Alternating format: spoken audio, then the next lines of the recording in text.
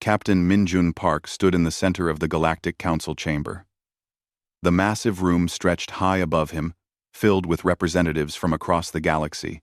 Aliens of every shape and size sat in curved rows, their eyes focused on him. Some had fur, others had scales, and a few looked like walking crystals. But all of them wore the same cold expression. Minjun had been to this chamber many times before. He had helped solve trade disputes between the snake-like Vorthak and the bird-like Zelani. He had written peace treaties that ended wars lasting hundreds of years. He had saved billions of lives through careful words and patient listening. Today was different. Today, the galaxy was rejecting humanity's final offer of help. Dr. Soo-young Kim sat in the observer section, watching her friend deliver humanity's last diplomatic mission. She had worked for 20 years as Earth's chief expert on alien cultures. She knew the languages, customs, and beliefs of over 200 different species. She had written the books that taught humans how to understand their galactic neighbors. Now those same neighbors were turning them away. The Krex Empire dominated the council. They were tall, gray-skinned warriors who believed strength came from conquest. Their leader, Krex Commander Thox, rose from his seat. His forearms moved as he spoke, each gesture sharp and aggressive. "Human Park," Thox said, his voice echoing through the chamber. "Your species has spoken enough. The Council has heard your proposal for these harmony accords. We find them weak and useless." Minjun kept his face calm. The harmony accords were humanity's greatest diplomatic achievement.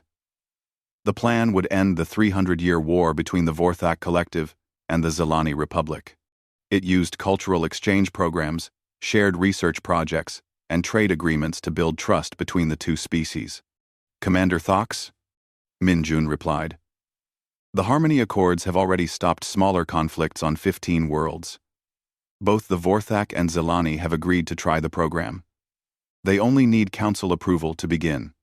A Vorthak representative hissed from across the room. The snake-like alien's translator device turned the sound into words. "The humans interfere too much. They make us weak with their talk of friendship and cooperation." Ambassador Lee Hyun-woo sat with the human delegation. He had served as Earth's voice to the galaxy for 30 years.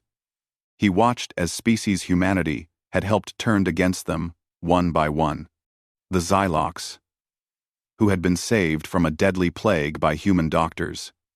The Nexari, whose homeworld had been rebuilt after a meteor strike using human engineering.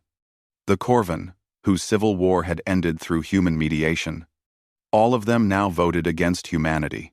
"Your species mistakes emotion for wisdom," announced Zelani Prime Speaker Kelara. Her feathers rustled with annoyance. "You believe tears and hugs can solve every problem. The galaxy needs order, not feelings." Dr. Kim felt her heart sink. She had lived among the Zelani for 5 years, learning their ways. She had thought they understood the value of human compassion. She had been wrong. Minjun tried one more time. "Honored representatives, please consider the results. In 400 years of galactic membership, humanity has prevented over 50 wars. We have saved billions of lives through medical aid and disaster relief. We have helped create trade partnerships that brought prosperity to every corner of the galaxy." "Prosperity built on weakness," growled Thox. "Your species makes others dependent on your help instead of teaching them to be strong alone." The vote was called. Species after species declared their position. The Krex Empire voted to expel humanity from all galactic affairs. The Vorthak Collective agreed. The Zelani Republic supported the motion. Even smaller species that owed their survival to human intervention voted yes. The final count was devastating. 437 species voted to remove humanity from the galaxy. Only 12 voted to let them stay. Those 12 were young species, recently discovered worlds that had only known humans as friends and helpers. Thox stood again, his voice filled with satisfaction. The Council has decided. Humanity is hereby stripped of all colony rights, trade agreements, and diplomatic status. You have 60 standard days to remove your people from all non-Earth worlds and cease all activities in galactic space. Ambassador Lee rose slowly. He had prepared for this moment, but the reality still hurt. Very well, he said. Humanity came to the galaxy 4 centuries ago, offering friendship and cooperation. We shared our knowledge, our medicine, and our hearts. We asked for nothing in return except the chance to help build a better future for all species. The chamber fell silent. Even the hostile aliens seemed to sense the weight of the moment. You have rejected our offer, Lee continued. You have chosen to see our compassion as weakness and our desire for peace as interference. We will not beg. We will not fight. We will simply leave, as you have demanded. He looked around the chamber one final time. History will remember this day. Not as the day humanity was defeated, but as the day the galaxy chose fear over hope, division over unity, and pride over progress. The human delegation gathered their materials and walked toward the exit. As they reached the door, Lee turned back. We came offering friendship. We leave with our dignity intact. Remember that when the consequences of today's choice become clear. The doors closed behind them with a soft sound that seemed to echo forever. In the observer section, Dr. Kim watched the aliens begin to talk among themselves. Some seemed pleased. Others looked uncertain. A few appeared worried about what they had just done. She knew they would understand soon enough. The galaxy had just voted away the only species that could bring enemies together as friends. They had rejected the mediators, the healers, the bridge builders. They had chosen to face their problems alone. Outside the chamber, Minjun placed a gentle hand on Dr. Kim's shoulder. It's over, he said quietly. No, she replied, watching alien representatives through the closing doors. For them, it's just beginning. Admiral Jung-Da-eun stood on the bridge of the Earth defense ship Times Harmony *, watching the evacuation of Kepler Station. The massive space habitat had been humanity's pride for 50 years. Home to over 2 million beings from 50 different species, it represented everything humans had tried to build in the galaxy. Now, it was being abandoned. Status report, Jung requested, from her communications officer. Transport Fleet 7 has cleared the station. Lieutenant Commander Park Sojin replied. That's the last of the human families from Section C. We still have medical staff finishing evacuations from the hospital wings. Jung nodded. 6 months had passed since the Galactic Council's decision. 6 months of the largest evacuation in known history. Humanity was withdrawing from 847 worlds, closing thousands of facilities, and bringing home over 30 million colonists. The work never seemed to end. Dr. Choi Sung-ho walked through the empty corridors of Kepler Station's Translation Center. For 20 years, he had worked here developing the universal communication protocols. His system allowed over 200 species to speak with each other, despite having completely different languages, vocal cords, and even ways of thinking. The center's quantum computers hummed quietly as they processed their final translation requests.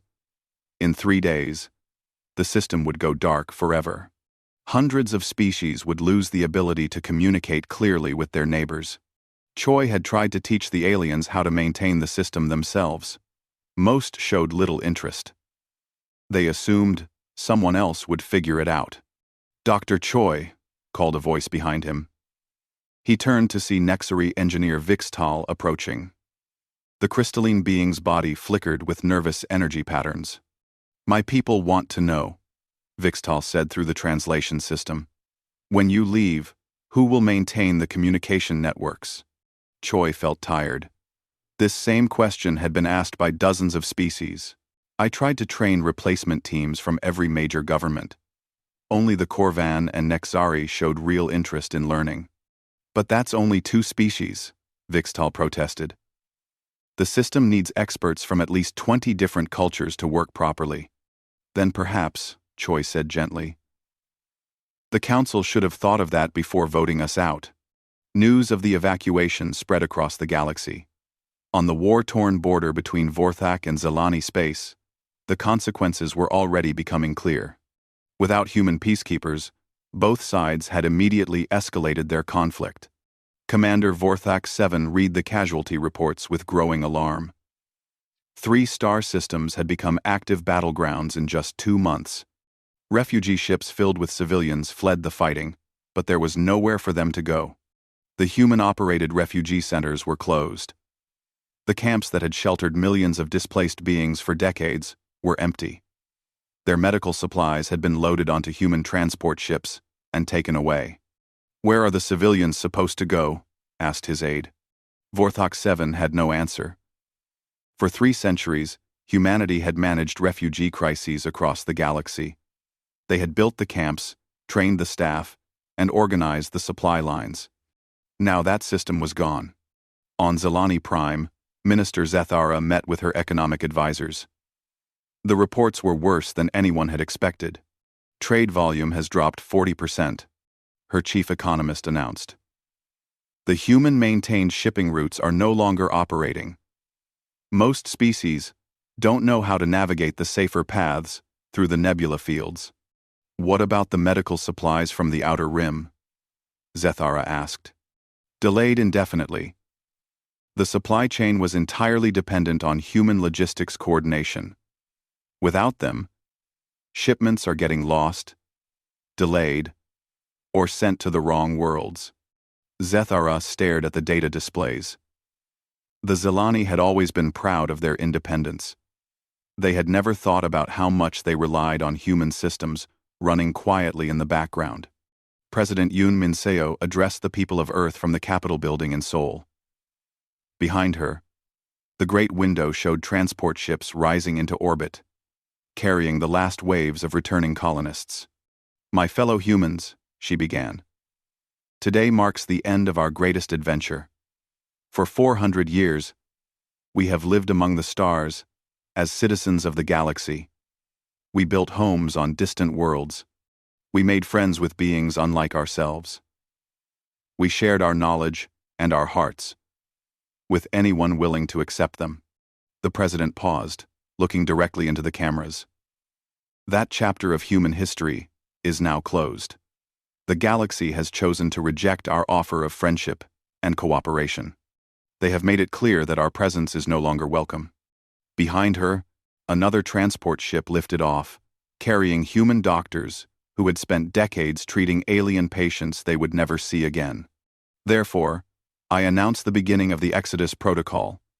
Humanity will withdraw to the far edge of the galaxy, beyond all known trade routes and communication networks. We will build new homes in unexplored space.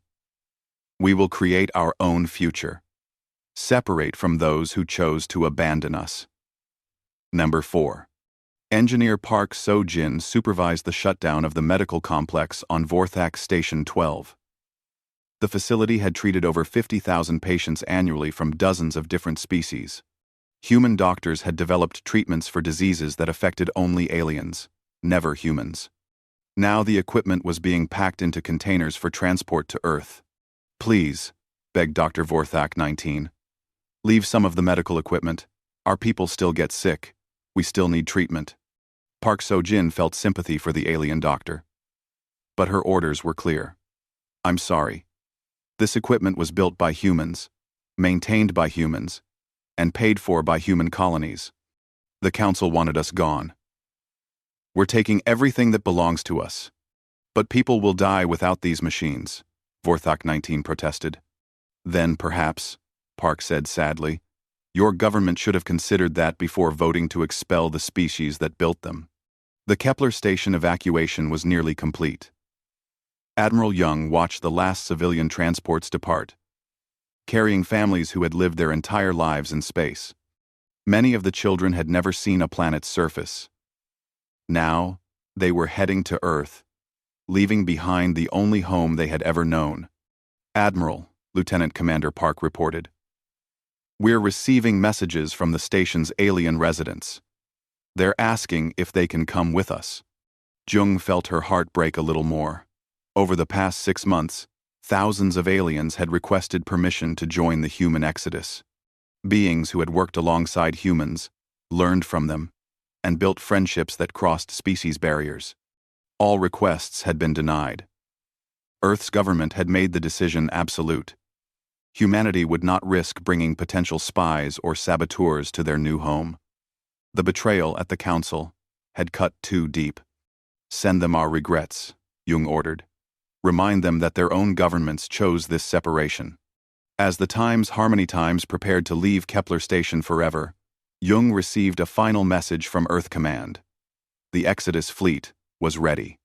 1,000 ships carrying 30 million humans, along with all their knowledge, technology, and dreams. They were heading for empty space beyond the galaxy's edge, where long-range surveys had identified potentially habitable worlds. Places where humanity could start over, far from species that had rejected their friendship. Set course for the rally point, Jung commanded. It's time to leave. Behind them, Kepler Station grew smaller in the view screen. The great habitat that had symbolized galactic cooperation was now just an empty shell, its corridors echoing with memories of what might have been. The galaxy would have to learn to solve its own problems now. 3 years had passed since humanity's departure from galactic space. Commander Vex Tar of the Krex Empire stood in his command center, staring at reports that grew worse each day. The galaxy was falling apart, and nobody seemed to know how to fix it. Sir. His aide approached nervously. The Nexari Coalition has formally declared independence from our protection. That makes them the 7th species to reject imperial authority this month. Vextar growled low in his throat. The Krex Empire had gained control of most human territories after the Exodus. It should have been a triumph. Instead, it was becoming a nightmare. Without human mediators to smooth relationships between species, every disagreement became a crisis. The Nexari had been loyal allies for decades, but the Empire's harsh new policies had driven them away. The same pattern was repeating across hundreds of worlds. What's the situation with the mining colonies in the Epsilon sector? Vextar asked. Complete breakdown, sir. The Thylorian workers have gone on strike. They refuse to work under Krex supervisors without human labor mediators present. Vextar slammed his fist against the control panel. The humans had made it look so easy. They talked to both sides, found solutions everyone could accept, and somehow made bitter enemies into cooperative partners. The Krex had assumed this was weakness. Now they realized it was a skill they didn't possess. On the other side of the galaxy, Zelani Prime Minister Zetha Ra reviewed economic reports that kept getting worse. Her homeworld was facing its greatest crisis in modern history. The trade networks are completely broken, her advisor reported. Without human logistics coordination, shipping costs have increased by 300%. Many outer worlds can't afford basic supplies anymore. Zeth Ara studied the charts showing cargo routes across Zelani space. Red lines marked failed deliveries, delayed shipments, and lost cargo vessels. The humans had maintained these routes for centuries, using their diplomatic connections to negotiate safe passage through hostile territories. Now every cargo ship needed military escorts. Pirates attacked supply convoys without fear of human intervention. Independent worlds declared their own shipping zones, demanding tribute from passing vessels. What about the medical situation? Zethara asked. Her health minister shifted uncomfortably. The plague in the outer colonies is spreading faster than we can contain it. We've lost contact with 6 worlds completely. The plague had started on a remote mining world 3 months ago. Under human management, such outbreaks were contained within days. Human medical teams would arrive with treatments, establish quarantine protocols, and coordinate relief efforts with local authorities.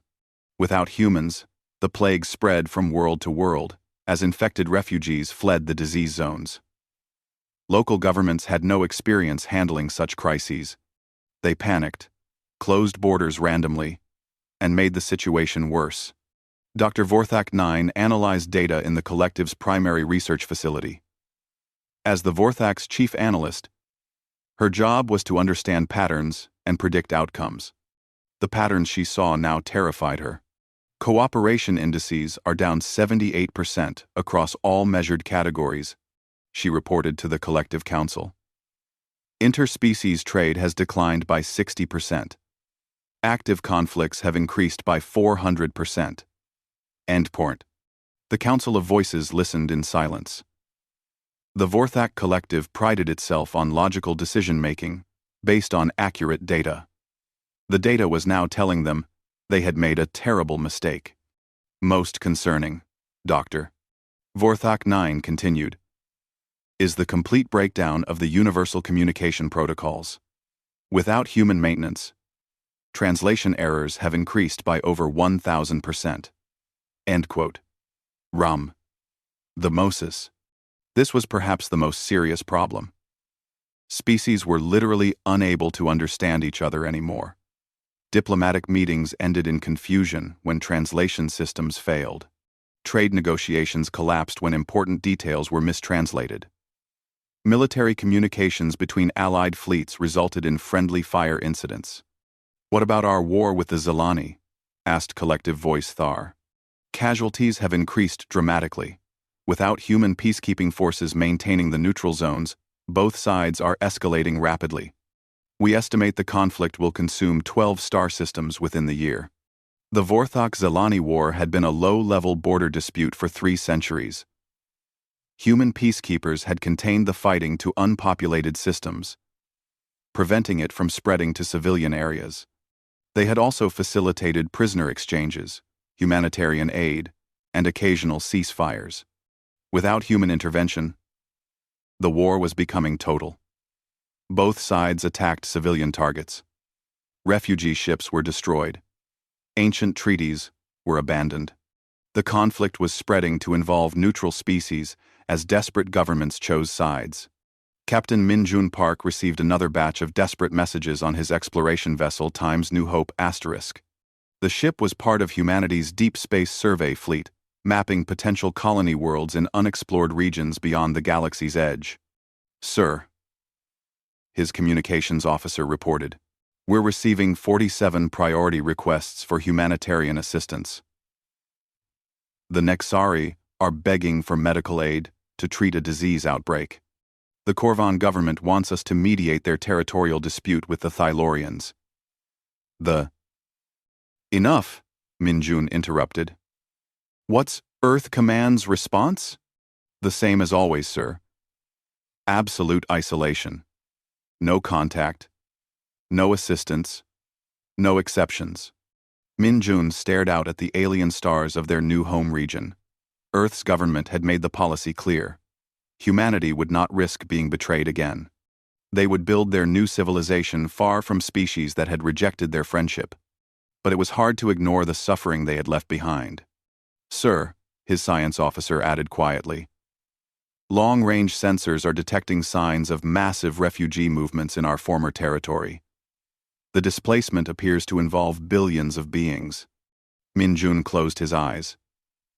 He had helped evacuate refugee camps during the Korvan Civil War. He knew what those numbers meant. Families separated. Children lost. Next time, Minjun's, next time. Entire cultures destroyed by conflicts that could have been prevented with careful diplomacy. Maintain course, he ordered. Continue the survey mission. The bridge fell silent. Everyone understood the order. But nobody felt good about it. Back in the old galaxy, the situation continued to deteriorate. The Krex Empire struggled to maintain order as species after species rejected imperial authority. The Vorthak-Zelani War spread to involve 6 neutral governments. Trade networks collapsed as shipping routes became too dangerous to navigate. Most serious of all, the younger species that had relied on human guidance were making catastrophic mistakes. The recently discovered Korith had accidentally poisoned their homeworld's atmosphere while trying to establish industrial production. The Zirani had triggered a civil war by misunderstanding their own government's constitution. Under human protection, These species would have received centuries of careful guidance. Humans would have shared their own mistakes, provided technical assistance, and helped young civilizations avoid deadly pitfalls. Now these species faced extinction, and no one was coming to help them. Commander Vextar received his final briefing of the day. The reports painted a picture of galactic civilization in free fall. Everything the Kreks had gained through humanity's exile was crumbling in their hands. "Sir," his aide asked hesitantly, "what are your orders?" Vextar looked at the tactical display showing the locations of human colonies before the Exodus. Those regions had been stable, prosperous, and peaceful. Now they were chaos zones filled with war, poverty, and desperation. "Send a message to Deep Space Command," he ordered. "Begin long-range reconnaissance of the outer galaxy regions. We need to find where the humans went." "Sir, are we planning military action against them?" Vextar was quiet for a long moment. "No," he finally said. "We're going to ask them to come back." Emergency Chancellor Kreks leader Voss called the first full Galactic Council session in 5 years. The Great Chamber, that had once expelled humanity, now hosted the most desperate meeting in galactic history. Representatives from hundreds of species filled the seats, their faces showing fear, exhaustion, and growing panic. The galaxy was dying, and everyone knew it. "Honored representatives," Voss began, his voice carrying the weight of impending doom. "We gather today to face the greatest crisis in recorded history. Our civilization is collapsing." The statistics appeared on every delegate's screen. Economic output down by 30%. 15 active wars, consuming entire star systems. Over 4 billion refugees, fleeing conflicts, with no safe haven. The complete breakdown of interspecies cooperation that had held the galaxy together for millennia. "The data is clear," Voss continued. "Since humanity's departure, we have lost everything that made galactic civilization possible." Zilani Ambassador Kelani rose from her seat. Her once proud feathers were dull and ragged. Her people were starving as trade networks failed and supply chains collapsed. "My people are dying," she announced, her voice breaking with emotion she had learned from humans long ago. "The plague has reached our homeworld. Our medical facilities cannot treat the disease without human-designed equipment. Our children are dying because we were too proud to accept help." She paused, tears flowing down her feathered face. "I stood in this chamber 5 years ago and voted to expel humanity. I called their compassion weakness. I said the galaxy had no need for their emotions." Her voice grew stronger, filled with desperate conviction. "I was wrong. We were all wrong. Human emotions weren't weakness. They were the foundation of our strength." Collective voice, Thar of the Vorthak, spoke next.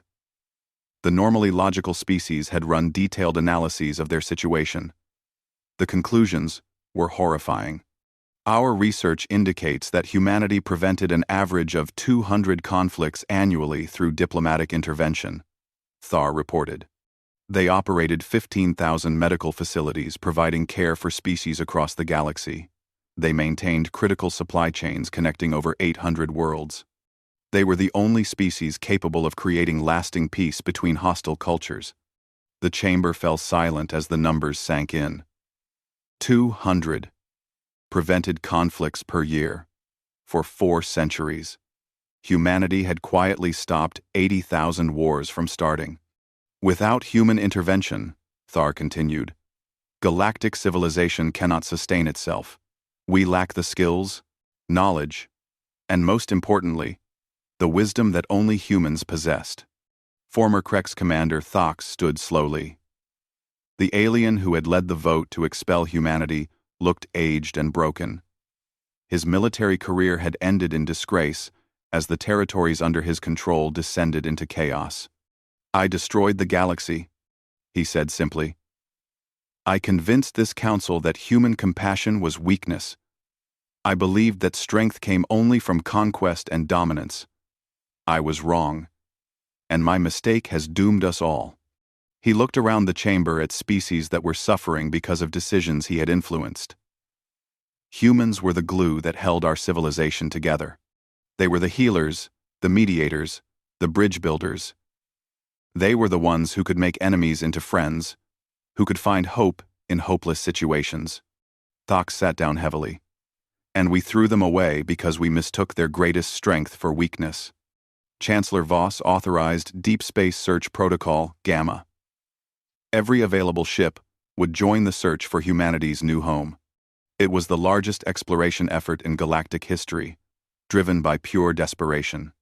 Captain Sekoth of the search vessel Times Redemption Times led his crew into the unexplored regions beyond the galaxy's edge. Long-range sensors had detected traces of human activity in these areas months earlier, but the signals were faint and scattered. "Anything on the sensors?" Sekoth asked his science officer. "Negative, sir.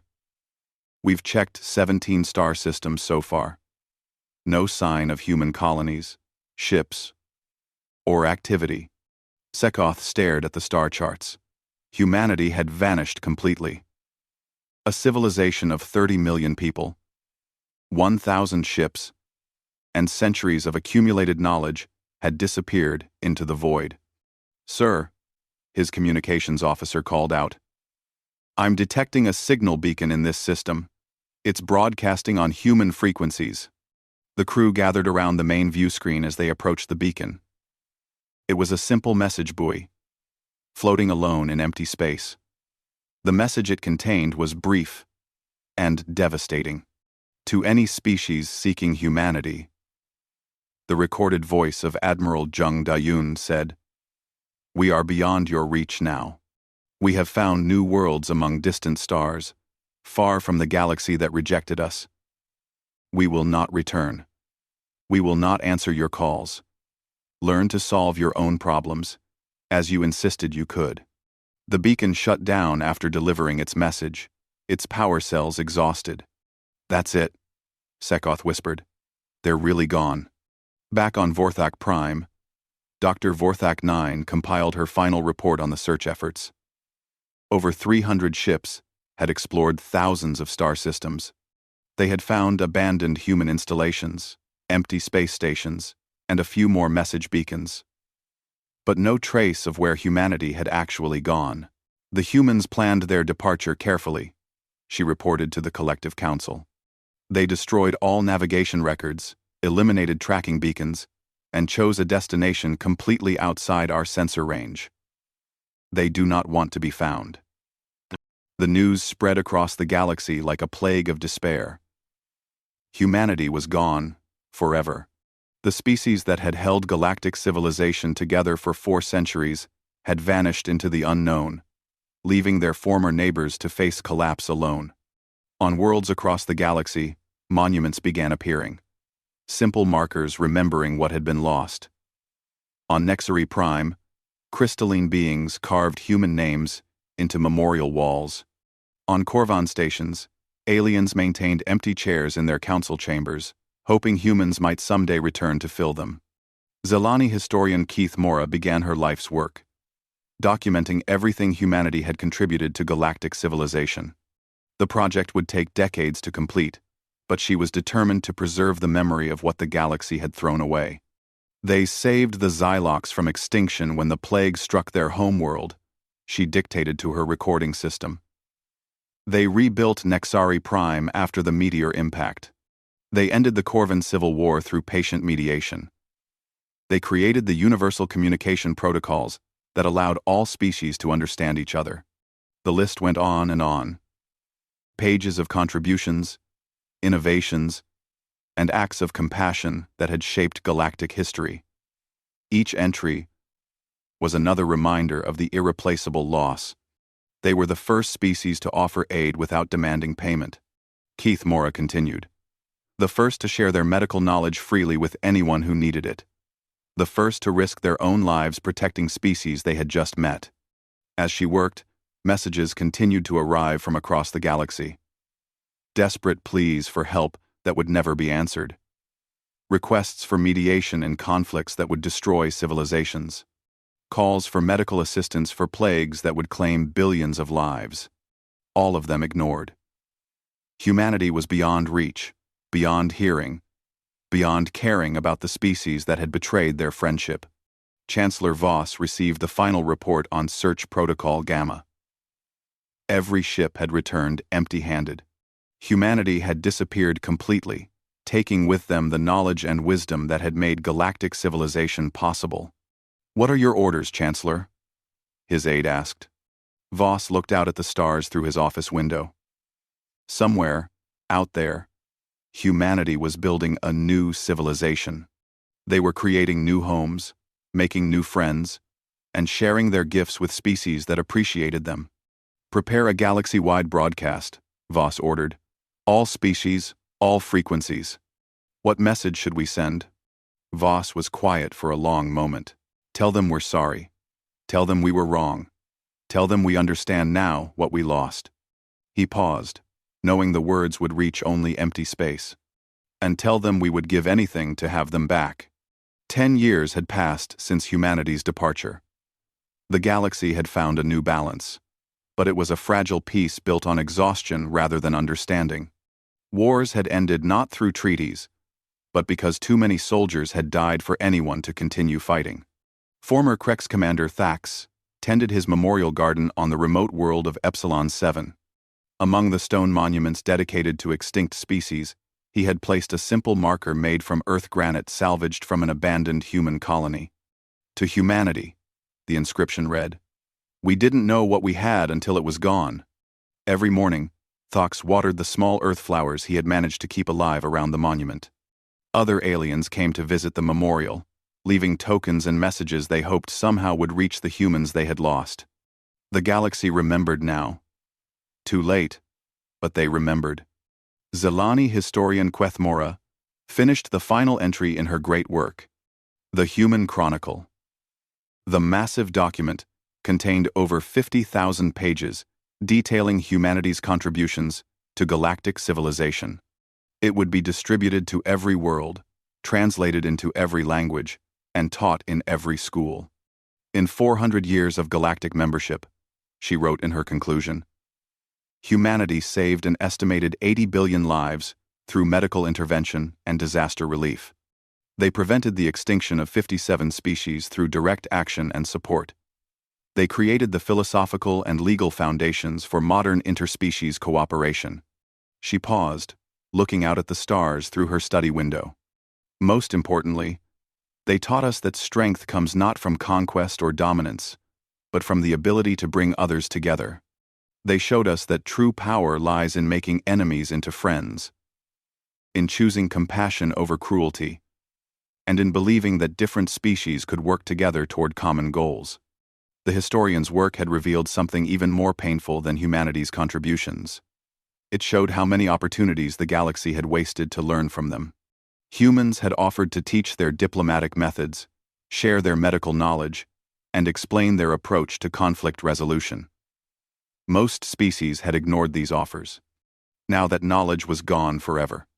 On Vorthak Prime, Keeper Vorthak 12 maintained the empty halls of the Human Cultural Center. The building had been converted into a memorial site where alien children learned about the species their parents had driven away. "Why did they leave?" a young Nexari asked during a school visit. Vorthak 12 looked at the innocent crystal being, barely old enough to understand the concept of loss. "Because we were afraid of what made them different. We thought their kindness was weakness. We believed that caring about others made them soft." "Were they soft?" another child asked. "No," Vorthak 12 replied sadly. "They were the strongest species the galaxy has ever known. Strong enough to help their enemies. Strong enough to forgive those who hurt them. Strong enough to keep hoping for peace, even when everyone else chose war." She led the children to a display showing images of human colonies before the Exodus. Pictures of mixed species, families, integrated schools, and cooperative research facilities. Examples of the galaxy that might have been. "They built a better future wherever they went," she explained. "And when we told them we didn't want that future, they took it with them and gave it to someone else." Light years away, Captain Minjun Park stood on the bridge of the exploration vessel Times New Hope Times in humanity's new home. Through the viewports, he could see the thriving colonies of the Andromeda region. Human settlements dotted dozens of worlds, each one a testament to what could be accomplished when species worked together. But humans weren't alone in their new galaxy. They had found 6 indigenous species in the region: the peaceful Zephyrians, the industrious Kelari, the artistic Vantari, the explorer Nexus, the wise Althari, and the young but eager Korath. Unlike their former galactic neighbors, these species had welcomed human friendship. They had listened to human advice, learned from human mistakes, and embraced human values of cooperation and mutual aid. Captain, Commander Kim Yejin reported, the Kalari have successfully completed their first interstellar colony ship using human-shared technology. The Zephyrians have eliminated poverty on their homeworld using our economic cooperation models. Minjun nodded with satisfaction. This was what humanity had always dreamed of building: a galactic community based on trust, mutual respect, and shared prosperity.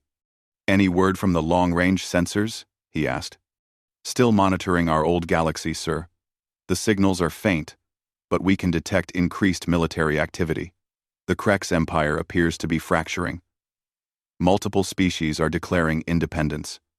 Minjun looked toward the distant stars that had once been humanity's home. Sometimes, he wondered if they had made the right choice in leaving. But then, he looked at the peaceful worlds around him, the species that valued human friendship, and the children of 6 different races playing together in mixed communities. They had built something beautiful here, something worth protecting.